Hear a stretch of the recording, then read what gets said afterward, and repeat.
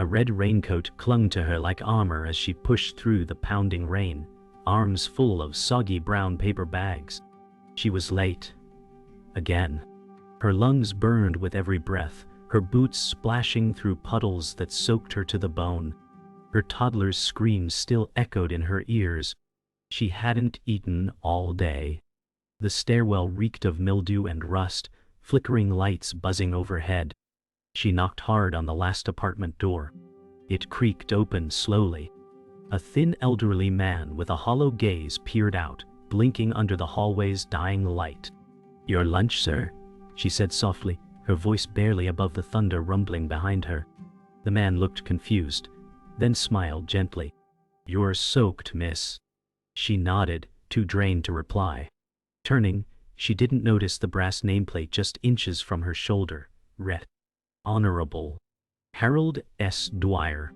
The storm outside roared as if trying to drag her back. And inside her, so did the growing panic. Court was tomorrow, and she had nothing but fear. Night had fallen hard, and the city outside her window bled reflections of red and gold through the streaks of rain. Inside the apartment, she stood still, bathed in the soft glow of the open refrigerator. Her toddler lay asleep in the crib, chest rising gently, a small fist tucked beneath his cheek. She held a chipped mug of coffee she hadn't touched. Everything was quiet except the hum of old appliances and the wind hissing at the windows. She whispered to the silence, "I can't lose you." Her voice cracked. Court was at 9 a.m. Tomorrow she'd face the man who called her unstable, the system that ignored her, and the fear that tomorrow night, this crib would be empty. She had no lawyer, no advocate, just a few shifts' worth of tips and a stack of overdue bills. Her fingers wrapped tighter around the mug. The coffee was cold, like the hallway, like the judge would be.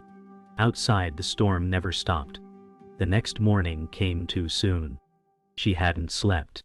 The sky was still weeping as she buttoned up the only blazer she owned, 2 sizes too big, pulled from a thrift bin months ago.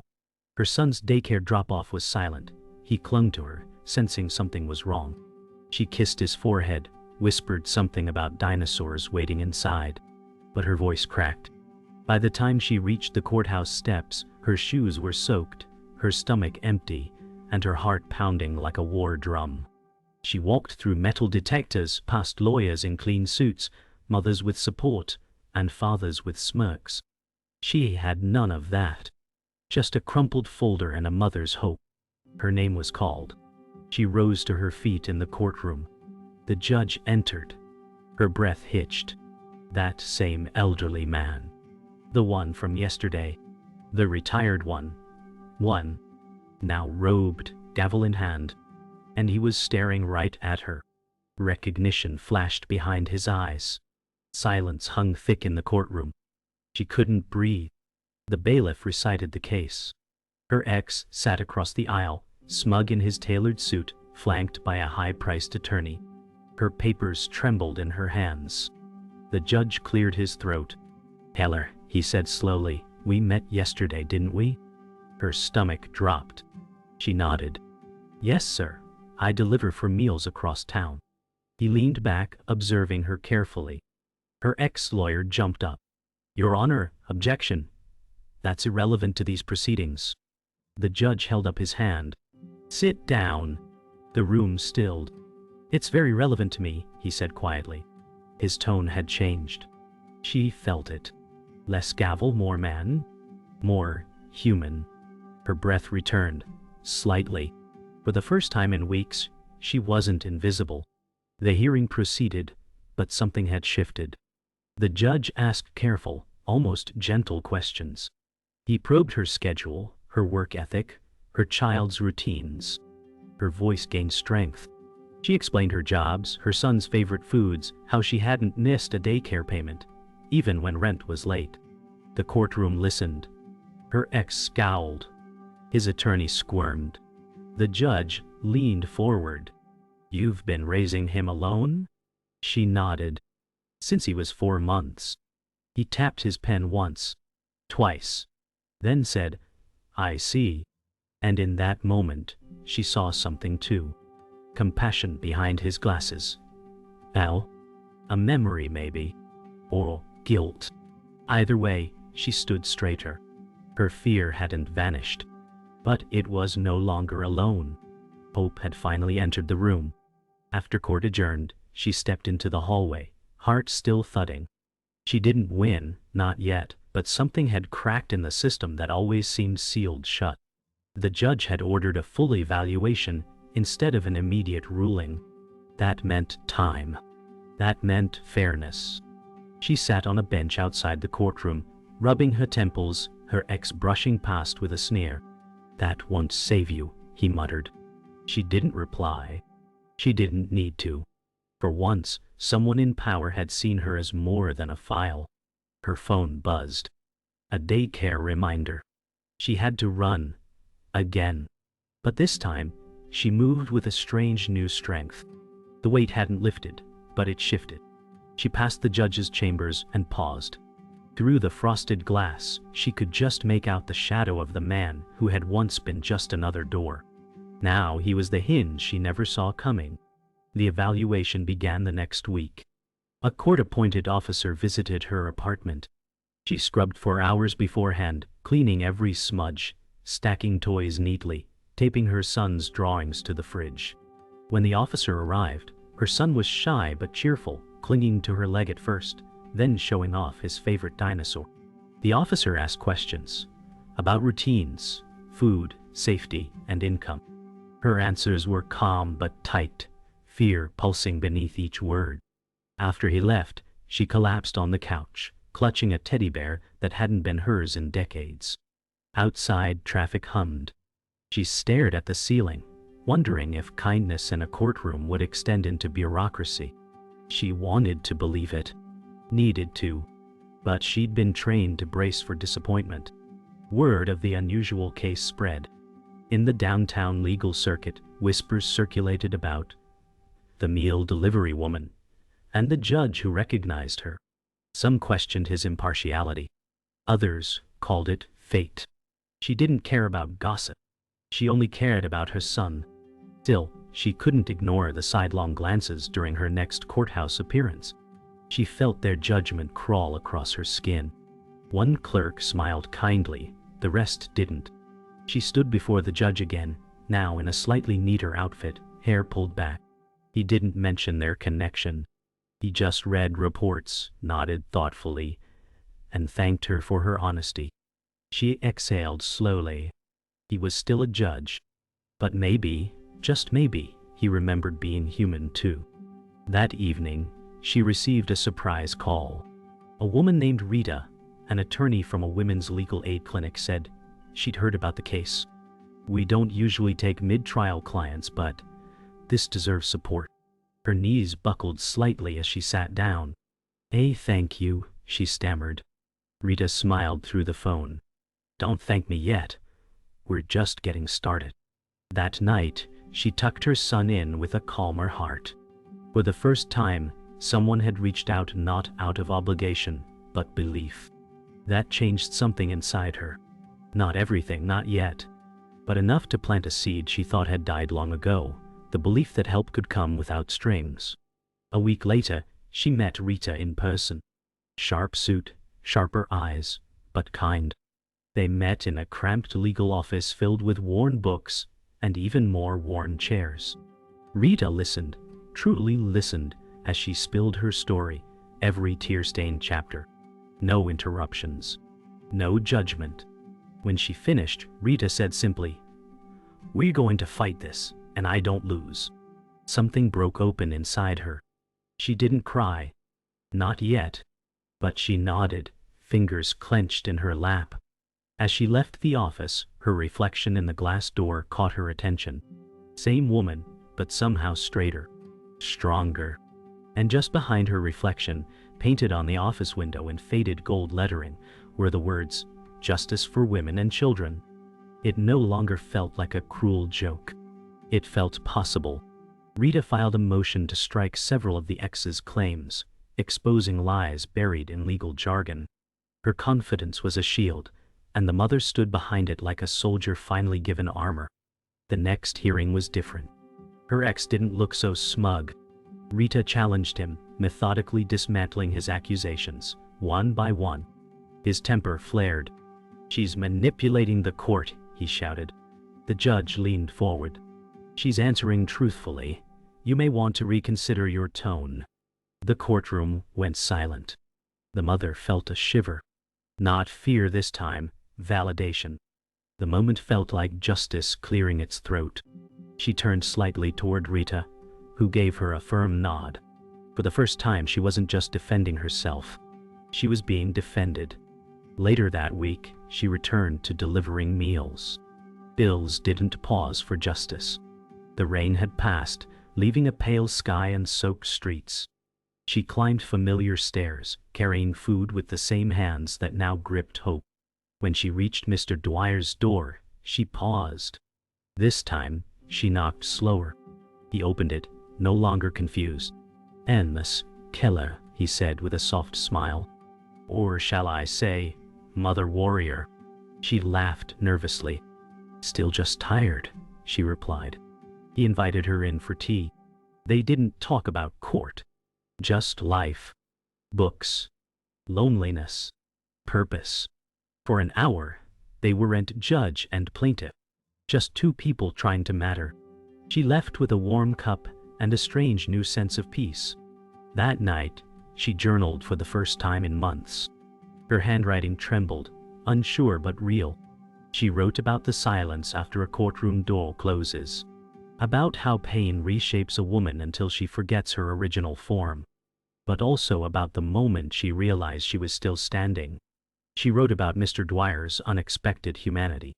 About Rita's fierce clarity. About her son's tiny, sleeping face that reminded her why every scar was worth it. The words poured out like breath held too long. Not poetry, survival. Not beauty, truth. She fell asleep on the couch, pen in hand, the journal open on her chest. It wasn't over. But she was in it now fully.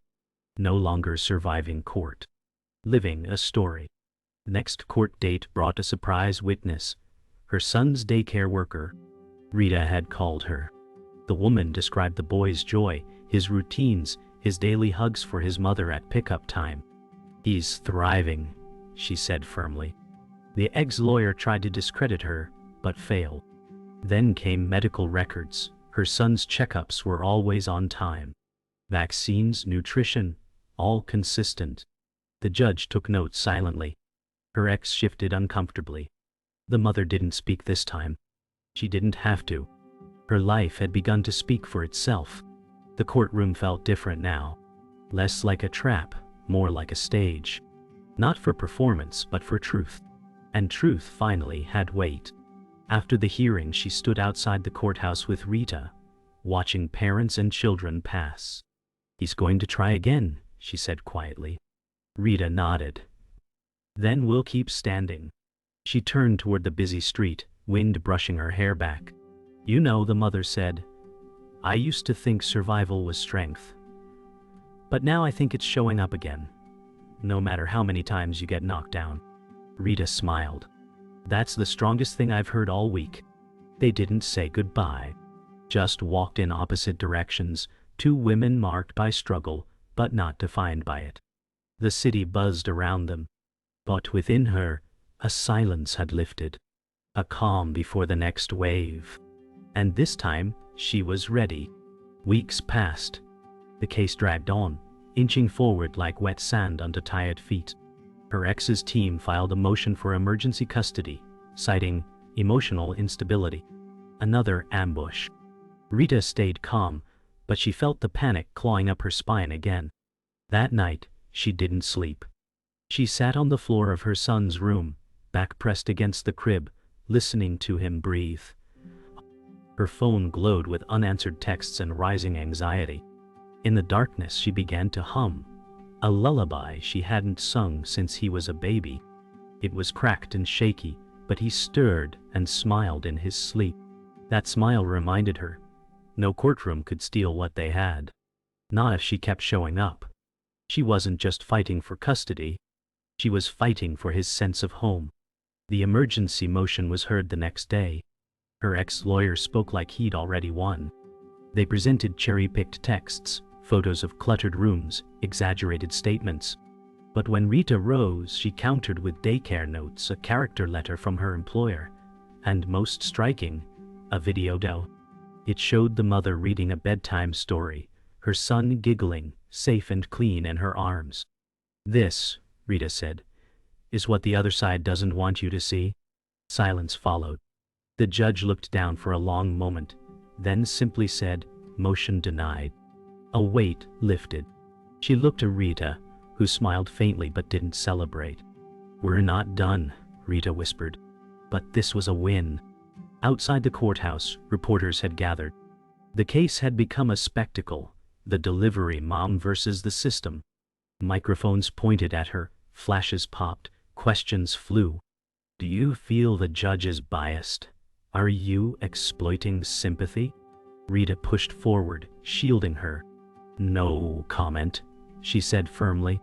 But the mother stood her ground. She looked directly into one camera. "I'm not here to win sympathy. I'm here to keep my son safe." The crowd hushed. No tears. Just truth. That night, her words made the evening news. She didn't watch it. She was busy coloring with her son. But across the city, someone else watched from a quiet living room. The judge. And he whispered, "She's finding her voice." The judge called for a private conference with both legal teams. No gallery. No drama. Just quiet tension in the chamber. "This case has taken on a life of its own," he said, removing his glasses. "But at its core, it's about a child." He turned to her. "Erin Keller, I've watched you grow in this room. Not because you had to, but because you refused not to." Her throat tightened.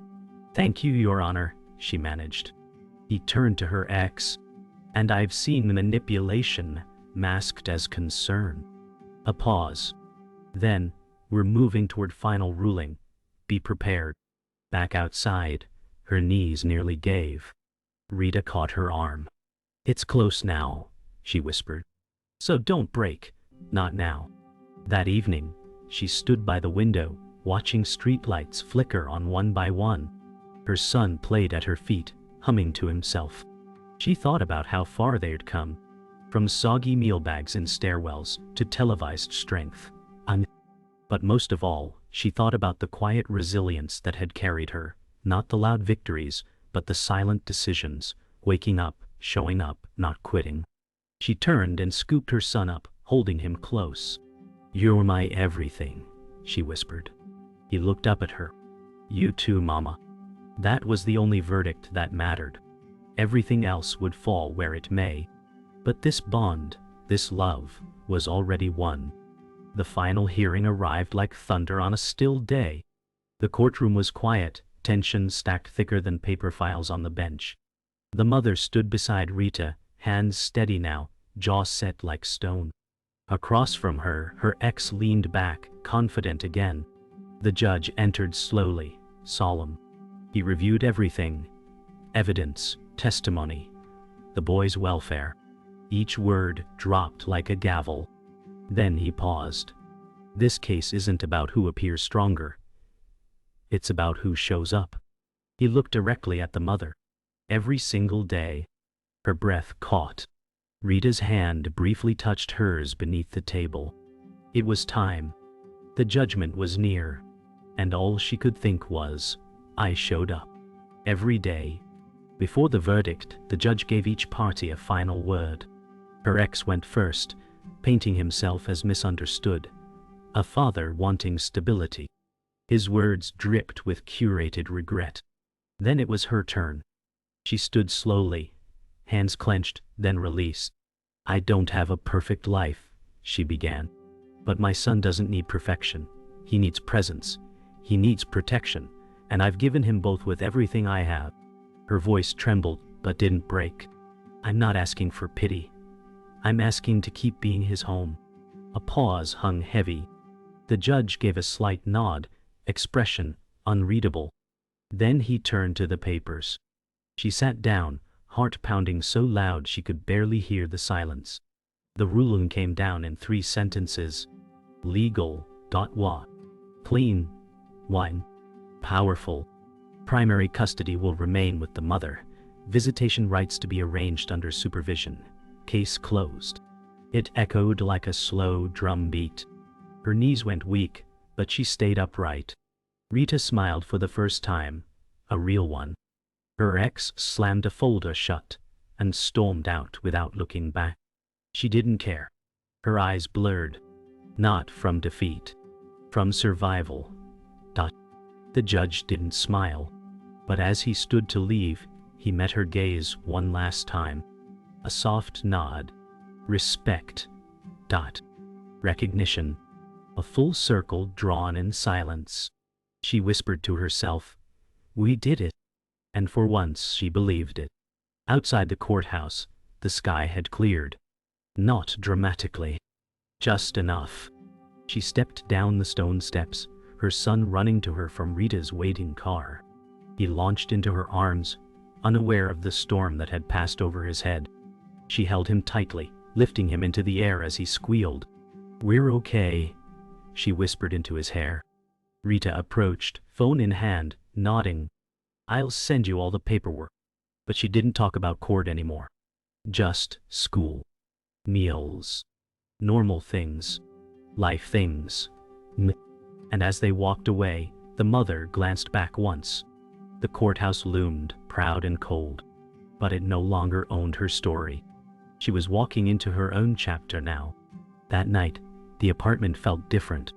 Not larger. Not richer. Just freer.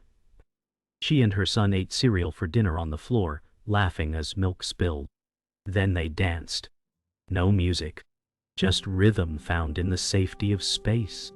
Later she tucked him in and sat at the edge of his bed.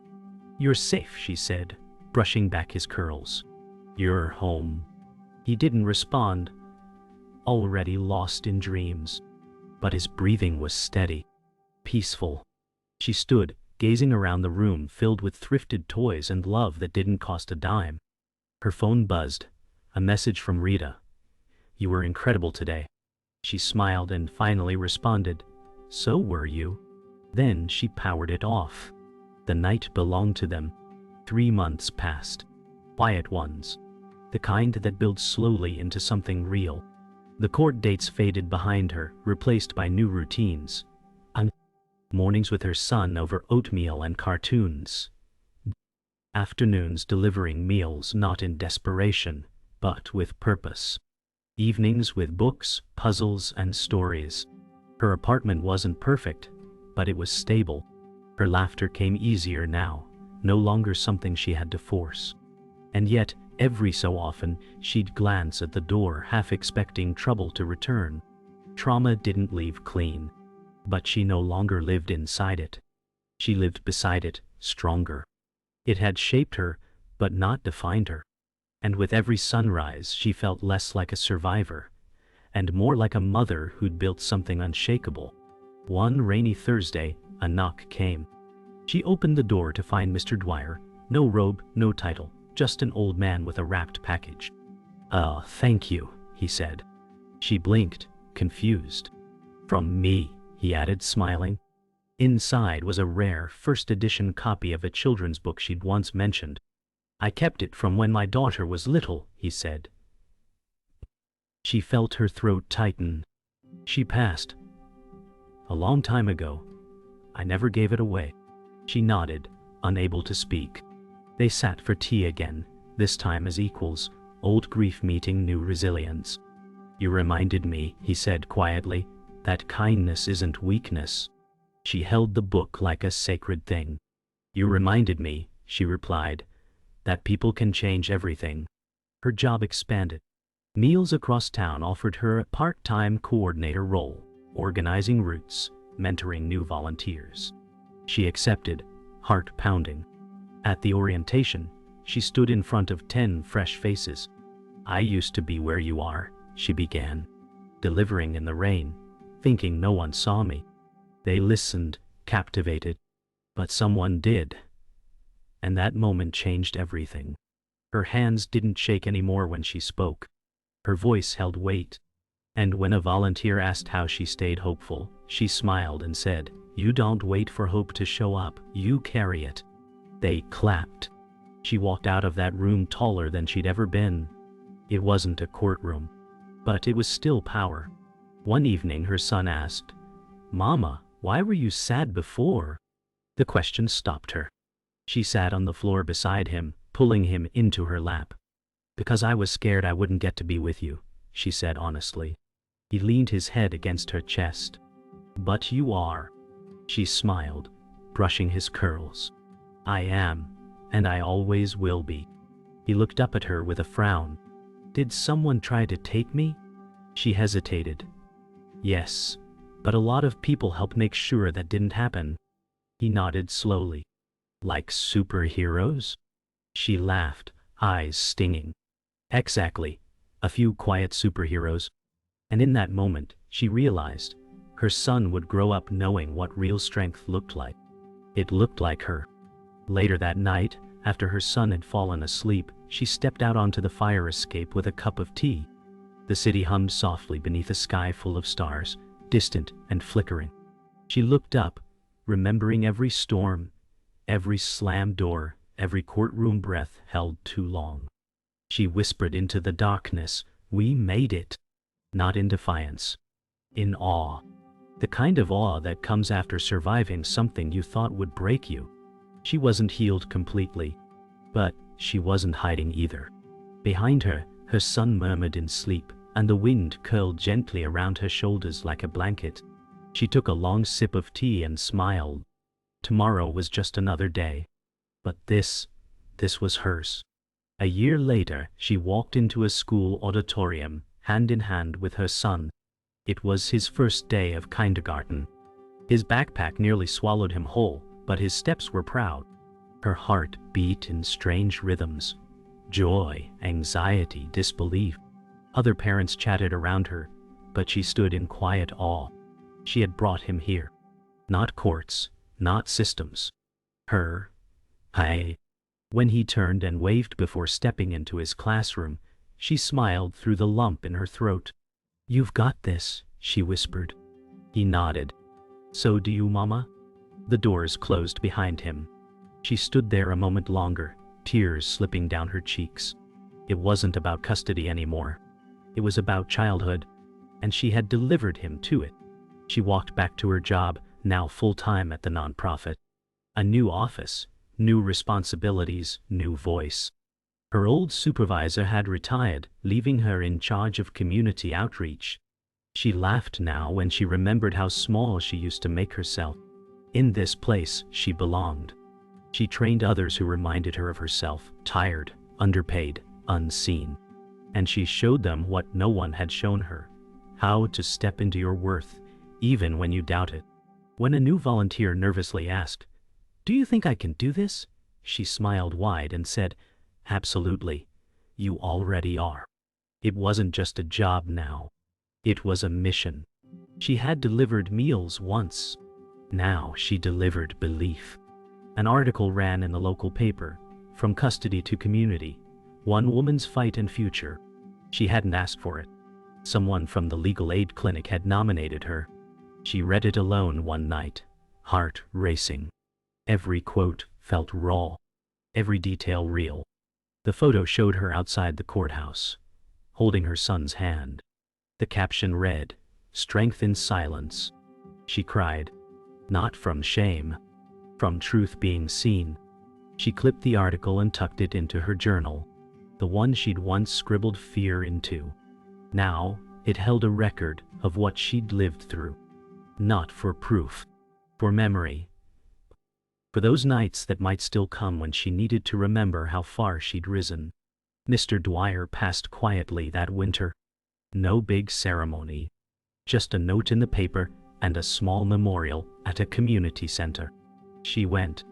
Not because of what he did in court, but what he did afterward. She stood in the back, her son at her side. A photo of Dwyer in younger days sat at the front. She remembered his kindness, his burden, his redemption. After the service, she placed a copy of her son's drawing, one he'd made just last week, on the table beside his photo. A small son, a tall man, and a woman in a red coat. "Thank you," she whispered. "You changed everything." And somewhere beyond the veil of this world, she hoped he heard it. One night, much later, her son asked, "Why did that judge help us?" She paused, then said, "Because he saw more than what was on paper. He saw a person." Her son tilted his head. "Like how I see you." She smiled. "Exactly like that." He hugged her tightly, and she held him a little longer than usual. As he fell asleep, she stood by the window one last time. No rain, no thunder. Just quiet. Just stars. She didn't need to be saved anymore. She had done that herself. But sometimes people step in, and when they do, they leave more than justice. They leave direction. She turned off the light and whispered, "He saw me, and that was enough."